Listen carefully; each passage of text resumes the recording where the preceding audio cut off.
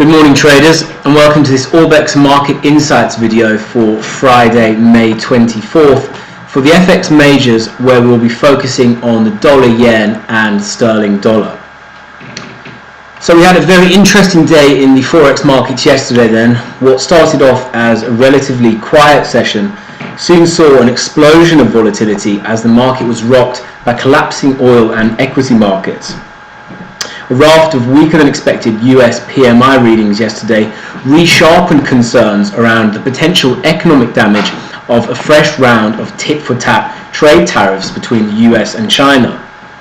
Now, the trade war weighed heavily on growth last year, both domestic and globally, and traders are fearful that following a period of renewed growth during the recent months of negotiations, growth is now going to be hit hard once again. The release of the FOMC meeting minutes this week failed to provide any indication that a rate hike will be coming this year as the Fed continues to worry over still subdued inflation, and this has led to sharp dollar selling on the week. Now, despite Eurozone economic concerns remaining in place, Euro-dollar has been boosted higher through the combination of a weaker US dollar and investors buying back their euro hedges as they unwind longs in European asset markets.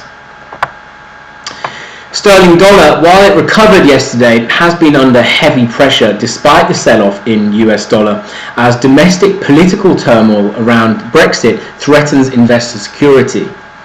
Following the unveiling of her new Brexit bill earlier in the week, UK Prime Minister Theresa May has announced that she's delaying publishing the details of the bill following a sharp negative reaction from MPs, including those within her own party.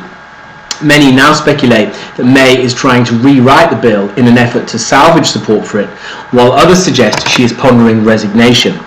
Either way, the situation is currently very bleak for UK politics, and as a result, sterling is being punished. So let's take a look at some technical levels now then, and please remember that none of the opinions shared here constitute investment advice, and when trading, losses can exceed profits. So, starting with the euro-dollar then on the daily chart, and you can see yesterday that we printed a large bullish engulfing candle. So, price was initially much lower on the day, trading down to fresh 2019 lows of 111.07, having broken down below that 111.35 level support. However, we reversed strongly and closed the day up around the highs of the prior day, giving us a large bullish reversal signal here. So potentially what we're looking at now then is a double bottom through this 111.35 level with a large bullish engulfing candle on the back of what you can see was strong bullish divergence in the euro dollar over these three big recent lows. So the technical picture suggests then that we could be in for a reversal higher in the euro given the current circumstances. If we drop down onto the H4 charts then, you can see the scale of that strong reversal higher yesterday. Now, in terms of the next key upside levels to watch, the May high and indeed this late April high of around 112.64 is the key level to watch, and bulls are going to need to see a break above that level to confirm a shift in momentum, which will then put focus on a test of the bearish trend line. So plenty of key levels to watch in the euro then over the last sessions of the week and indeed the coming sessions early next week. Moving on to cable then, and you can see that it has not been a pretty picture for sterling over the month of May. You can see that we've been net sold almost every day this month, with cable trading from highs of mid 131s to the current lows of mid 126s. Now, the decline in the sterling dollar has taken price down through some very big key levels recently, and yesterday we once again broke down below that 126.70 level. We then reversed higher and ended the day just around that level, printing another tail below there. So for now, the picture in cable is mixed. If we can get back above the 26.70 level, that suggests that we could be in store for a correction higher.